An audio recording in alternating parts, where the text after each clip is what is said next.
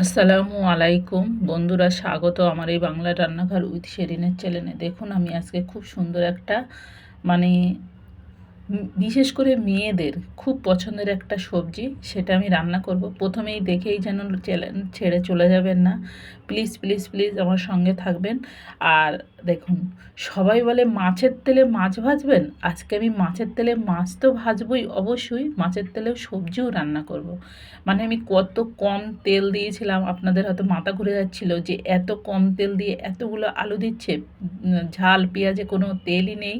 আমি খুব সামান্য পরিমাণে তেল দিয়েছিলাম, আর এই মাছের তেলটা দিয়েছি। দেখবেন একটুখানি অপেক্ষা করুন, 1 মিনিটের ভিতরেই তেলটা বেরিয়ে আসবে। দেখুন কতটা তেল বেরিয়ে আসে, দেখবেন ওই তেলটাই খেয়ে উঠতে পারবো না, তাহলে আর বেশি তেল দিয়ে কি করব বলেন। আর মানুষ তো খাওয়া দাওয়া করে করে পাগল হয়ে যাচ্ছে, কিন্তু কি করব বলুন তো, তেলটা ফেলে দিলেই ভালো ছিল। কিন্তু ভেটকি মাছের তেল তো, এই তেলটায় অনেকটা স্বাদ, মুখে ভালো লাগে, রুচি ফেরে। কিন্তু শরীরের অনেক ক্ষতি হয়। যাদের শরীরটা সুস্থ তাদের খেলে কিছু হয় না, আমাদের অনেক সমস্যার ভিতরেও তাও তেলটা ফেলতে ইচ্ছা করলো না। ওই জন্য দেখেন তেলটা বেরিয়ে কতটা তেল বেরিয়েছে, দেখেন শুধু। এই তেল ওই তেল, যদি দুরকম তেল যদি শরীরে দেওয়া যায় তাহলে কি হবে। ওই জন্য আমি ভাবছিলাম যে বন্ধুরা যাই বলে থাকুক না কেন, আমি এইভাবেই রান্না করব। তা তেলটা দেখেন কতটা বেরিয়েছে।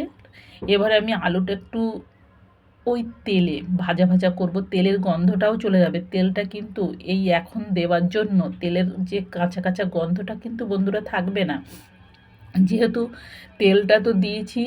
আর সঙ্গে একটু নাড়াচাড়া করে গন্ধটা মরেই গেল, তারপরে আমি হলুদ আর লবণ দিয়ে নাড়াচাড়া করে একটু সামান্য একটু পানি দিয়েছি, যেহেতু পুড়ে যাচ্ছিল। এবারে আমি কি দেব বলুন তো, শুধু আলু তো রান্না করব না, আপনাদেরকে দেখাবো। এবার আমি সিদ্ধ করে রেখেছিলাম পুঁই শাক, সেই পুঁই শাকটা দিয়ে দেবো। পুঁই শাকের সবজি কিন্তু আমার খুবই ভালো লাগে, খুবই পছন্দের সবজি। আমার পুঁই শাক খেতে সত্যি বলছি আমার খুবই ভালো লাগে। দেখুন আমার রান্নাঘরটা বিশ্রী, রান্নাঘরও আমি দেখিয়ে দিলাম। কি বলবো, বিশ্রী হোক ভালো হোক মন্দ হোক, সেটা আমারই রান্নাঘর। আর এবারে আমি রান্নাটা খুব দারুণ, মানে খুবই সুন্দর হচ্ছিল। রান্নাটা দেখে এই পুঁই শাকটা দিয়ে দিলাম। পুঁই শাকটা দিয়ে, পুঁই শাকটা কিন্তু খুব নাল ছিল, ওই জন্য আমি ভাবেছি যে তেল তো অনেক আছে, এই পুঁই শাকটা আমি যত সময় না নাল কাটবে পুঁই শাকের, তত সময় আমি কষাতে থাকবো। সবজি হাঁড়িতে দিলাম আর সঙ্গে সঙ্গে রান্না হয়ে গেল, খেয়ে নিলাম, হয় না। এই সমস্ত কিছু রান্নার একটা প্রসেসিং লাগে। আর দেখুন এই আমি যে পুঁই শাকটা দিলাম, আর ওতে যে যথেষ্ট তেল আছে, এই তেলটাই আমি পুঁই শাকটা অনেক 10 মিনিট ধরে নাড়াচাড়া করলাম, করে আমি যে একদম পুঁই শাকের নালটা চলে গেছে, ভাজা ভাজা হয়ে গেছে। তেলটা দেখুন সব পুঁই শাক তরকারিতে যেন মাখা মাখা হয়ে গেছে, তেলটা অনেকটাই ইয়ে হয়ে গেছে, মানে কি বলবো, বেশি বেশি লাগছে। এবার আমি অল্প পরিমাণে পানি দিলাম, দিয়ে মরিচ দিয়ে আমি একটু ঢাকা দেব। একদম হালকা পানি দিয়েছি, যেহেতু মশলাটা যেন ভালো করে পুঁই শাকের ভিতরে যেতে পারে, ওই জন্য। আর কোনো আদা রসুন কিছুই ব্যবহার করব না। দেখেন 2 মিনিট পরে দেখেন কি সুন্দর কালার চলে এসছে, কালারটা কিন্তু সেই কালার চলে এসছে, একদম দারুণ। আর এই এই যে অল্প পানিতে কষে নিয়ে আবার একটু আমি পানি দেব, যেহেতু আলুটা গলার ব্যাপার আছে। আর পুঁই শাক তরকারিতে কী বলুন তো, ভালো সুন্দর না গললে ভালো লাগে না, ওই জন্য একটু বেশিই পানি দিয়ে দিলাম কষে নিয়ে। আর এই পানিটা ফুটে উঠলেই আমি মাছটা দেব, ওই জন্য আমি মাছটা রেডি করছিলাম, তরকারিটা ফুটিয়ে নামিয়ে রেখে। আর এই মাছটা, মাছের তেলে তো মাছ অবশ্যই ভাজবো। দেখেন তেল দিয়ে দিয়েছি, তেল আর আমি দেবো না, যে আপনারা যাই বলুন না কেন আমি আর তেল দেবো না। এই ধরে উঠছিল কী ব্যাপার কী ব্যাপার, ইস এক্ষুনি আপনাদের সঙ্গে ভিডিও করতে করতে আমার হাত মুখ সব পুড়ে যেত। কী করব, এত কষ্ট করে করেও আপনারা যদি ভালোবাসা না দেন, আপনাদের ভোটেই তো আমাদের লাভ না। জনগণ যেরকম একটা ভোট সিলেক্ট হয়, ওই জন্য আপনাদের ভোটটাও আমাদের খুব প্রয়োজন। দেখুন মাছের মাথাটা কত বড় ছিল, কত হেভি, একটা মাছেই দুজনের খাওয়া হয়ে যাবে একটা মাথায়। তা আমি এইভাবে ভেজে নিচ্ছিলাম, ওই মাছের তেলেই কিন্তু মাছ ভাজবে, এই মাছটা দিয়েও তো অনেক তেল বার হবে। এইটা মোটামুটি আমি ওই তেলটা তাই পুঁই শাকে দিয়েছি, মনে হচ্ছে কী করে খাবো কী করে খাবো। আর এই মাছের তেলেই আমি মাছটা কিন্তু ভাজবো। ছোটোবেলায় গল্প শুনতাম, এই মাছের তেলে মাছ ভাজবে নাকি, সেই প্রবাদটা আজকে আমি নিজেই করছি। হ্যাঁ, যে আগেকার মানুষ যে কথাগুলো বলে গেছে মিথ্যে কথা না, সবই সত্য কথা।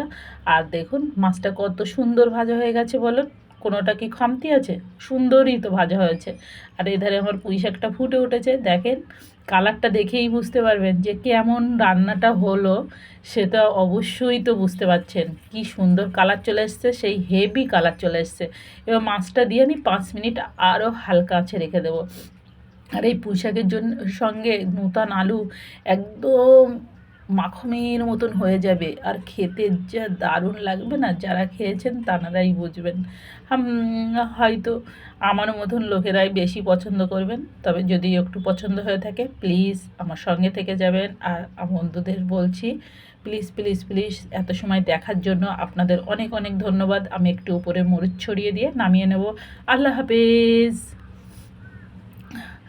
আপনারা যে আমার সঙ্গে এত সময় ছিলেন, খুবই খুবই ভালো লাগলো, খুবই ভালো লেগেছে আপনাদের সঙ্গে থাকার জন্য। দেখেন, আর এত এত সুন্দর রান্না আপনাদের সঙ্গে কষ্ট করে নিয়ে আসার জন্য, এই এই ক্যামেরা ধরেন, এই রান্না করেন, এইটা গোছান, কি করি ভেবে পাই না, মাথা খারাপ।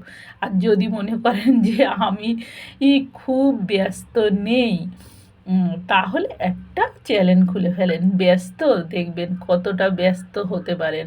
ব্যস্ততার তুলনা থাকবে না, তুলনা থাকবে না। যেই খুলেছে চ্যানেল সেই একমাত্র জানে। আর ভাইরালের কথা বাদ দিন, কারণ হোক না হোক পরের কথা, কিন্তু ভালো লাগার ব্যাপারটা তো আছে। আর পুঁই শাক রান্নাটা দারুণ হয়েছিল, কি বলবো, আপনারা তো ওপার থেকে দেখতেই পাচ্ছেন, দেখেও কিছুটা বোঝা যায় যে কতটা ভালো হয়েছে। দেখেই তো আমার তো ভালো লাগছে, আপনাদের কতটা ভালো লাগছে সেটা শেয়ার করবেন, কমেন্ট করবেন, জানাবেন আমাকে।